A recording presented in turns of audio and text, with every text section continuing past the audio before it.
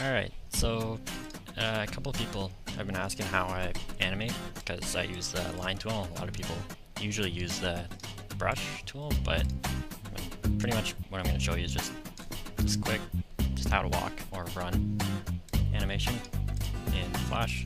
So start a new one.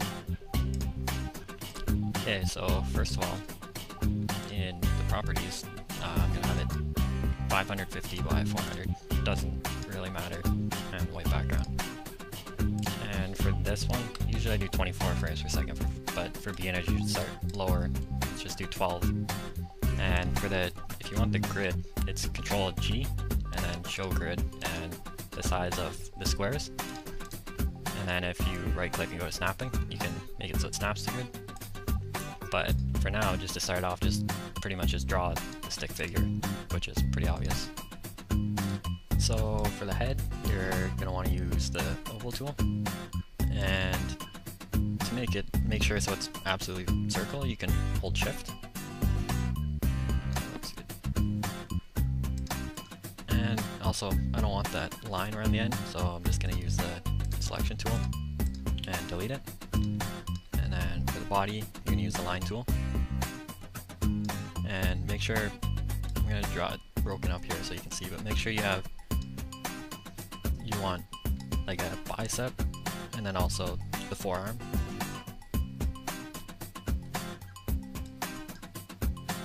And then same thing for the legs. You're gonna want 2 parts.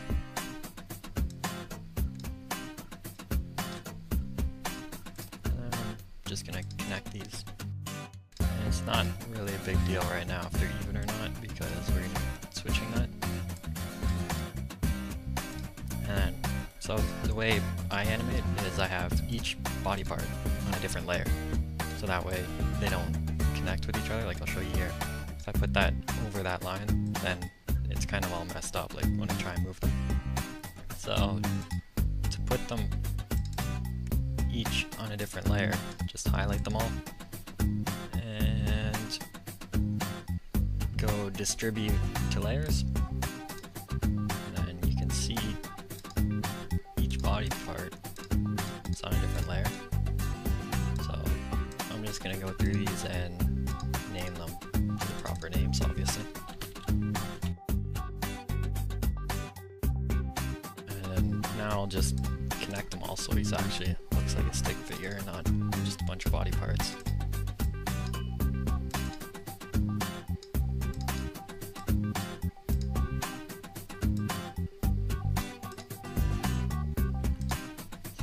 Alright, so right now I think his body looks a bit too skinny, so I'm just going to highlight all the body parts except for the head. Or you can just highlight them all and then hold Control. No, hold Shift to unselect the head. So I'm going to try 20. Let's try 15. Alright, oh, and to change the size of lines, it's in Properties, which I think you can open with Control F3. Alright, so now you have the basic outline of a stick figure. And obviously, you can fix it if he's too tall or too short, or whether his legs or arms are too long. And also, just to make sure everything's organized, what you can do in the layers, you can go Insert Folder, and then click the top one, not the folder, but the top layer, and then hold Shift and click the bottom one, and just click and drag that up into the folder. And then that way, when you have multiple layers, like right here, let's say this is the background, then you can collapse that so it doesn't get in the way. Expand that again. And now, we're pretty much, well actually first we should draw a ground or something. So in that background layer that I just made, it's going to select gray for the ground. And just draw a line. And then a rectangle. I'm going to make the line smaller. And use the bucket. Fill that in. Alright, so once you're done drawing your background, you don't want to mess it up. Like you don't want to accidentally click it and screw it up. So just going to lock that, and it is a background, so I'll bring it down to the very bottom, so that way if he ends up walking over it, he's above it instead of behind it. So pretty much what I'm going to do now, in fact I should call this folder stick figure. Pretty much just going to set him up so he looks like he's about to run, so just in a running stance. And sometimes when you're trying to do this, usually I'll have snapping to grid off, because when it's on, it screws up the body parts and everything. And I guess I should mention how to set him up into a running stance. So pretty much all you're going to want to do is use the selection tool, and then when you go over an edge of either his arm or his leg or whatever, you'll see the little square, or half the square around right under your mouse. So once you click, you can drag his arm wherever you want. So pretty much just do that until he looks like he's about to start walking or running, or whatever you're animating. Alright, and then once you have him set up so it looks like he's about to run or walk or whatever, you're obviously going to want to drag him down so he's actually on the ground. And also, I think this looks a little awkward how his back is perfectly straight, so I'm just going to double click so it highlights both parts of his arm, and then hold shift and double click on the other arm, and then also shift on his head and move that out of the way. And what I'm going to do is bend his back a bit, and also so it's not perfectly straight, I'm going to hold control and then grab in the middle so it makes a little bit of a curve in his back. I'm going to put his head back on, and same with his arms. Now obviously you're going to need to fix the arms a bit. Alright, so now that you have him ready to run, now it's to actually make him run. So pretty much you're just going to go up here and highlight all the frames that his body are in, and right click and insert frame, and then you want the background still there, so go way over here and go insert frame, and that way the background's still there. So on the second frame, you're going to want to pretty much when you first start walking or running, you're going to lean forward a bit, like you just got to think about how you start walking. So pretty much highlight the top half of his body, or highlight it all, and hold shift and unselect his legs. And then this little dot is pretty much like the spinning point of it. So like if I put it there, he's going to spin by there. Same with if I put it on the top of his head, he's going to spin by the top of his head. So you don't want to put that down to right where his waist is. Just lean him forward just a bit. And hopefully I animate this right, because I'm used to 24 frames per second. I'm going to try at 12 and see how I do. So, and also you're going to want to move him forward a tiny bit. And now you're going to want to put his leg where his front leg where it was in the previous frame. So to make sure, like you don't remember where his leg was. So just up here under the timeline, there's a button that says onion skin. You want to turn that on.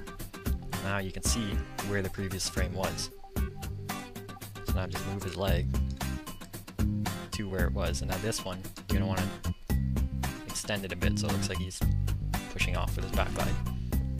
And then his arms, you just want to make them move just out a bit, because he's just starting to walk.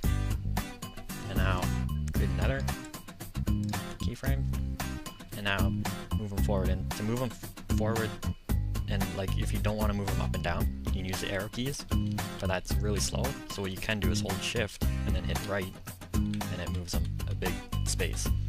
So let's do that.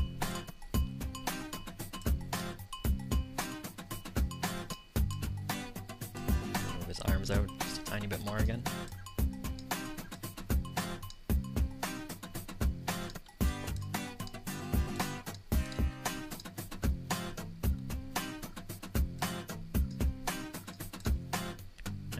Another batch of keyframes, and let's make them move 3 spaces ahead, holding shift.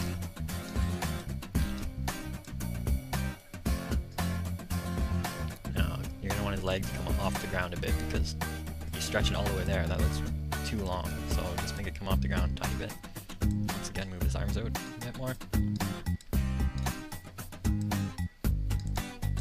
And move on, let's move him 5 spaces ahead this time. And also, if I'm zoomed out more, and I try and move him, it's going to move him a lot more when I'm zoomed out than it is if I'm zoomed in really close. So you're going to have to, if you're zooming in and out, you're going to have to make sure you move them the same amount.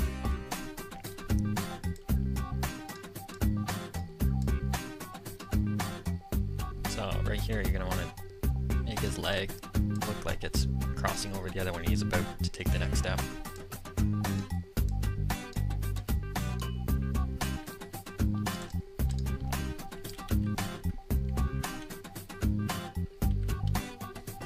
Start moving him pretty much his head distance, so I'm pretty much going to move him so he's not even going to be touching his head at all the next frame.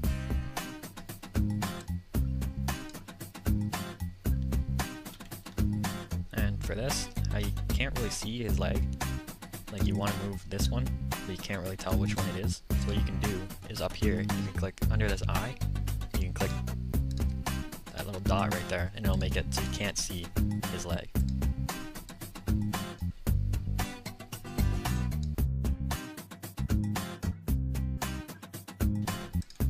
Now, once he starts getting off the screen, you can't see him too much. If you don't feel like zooming out and then trying to zoom back in at the same thing, you can hold space and just click and drag to move him over. And for this one, we're going to make his leg hit the ground. So once his leg hits the ground, his other leg, his opposite leg that he started off on, you're going to want to make his arms start moving in now, because they were moving out, but you want them to slowly move back in.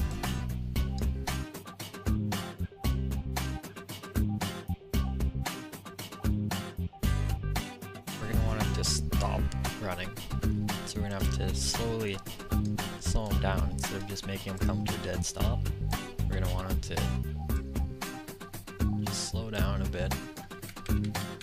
So instead of moving him the full head, make him maybe like half, or even maybe 3/4. And then move him just a bit less. So now let's make him about half. And now maybe just a tiny bit. And you're gonna want both his legs to be coming to the ground now. Maybe straightening out a bit. And you're gonna want him to start getting a straighter back now.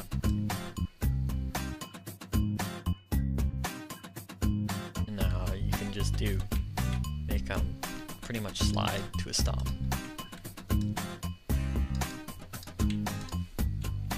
So now that's what we have right there. And it doesn't really look like much, but you can hit Control Enter to just kind of see him. So now let's just say we want him to wait at the start for a bit instead of just running. You can highlight this entire section over here, even the background, and then just keep hitting F5 until you think that's long enough. So now he waits and then runs. And you can also do the exact same thing for the end if you want a bit of a wait at the end.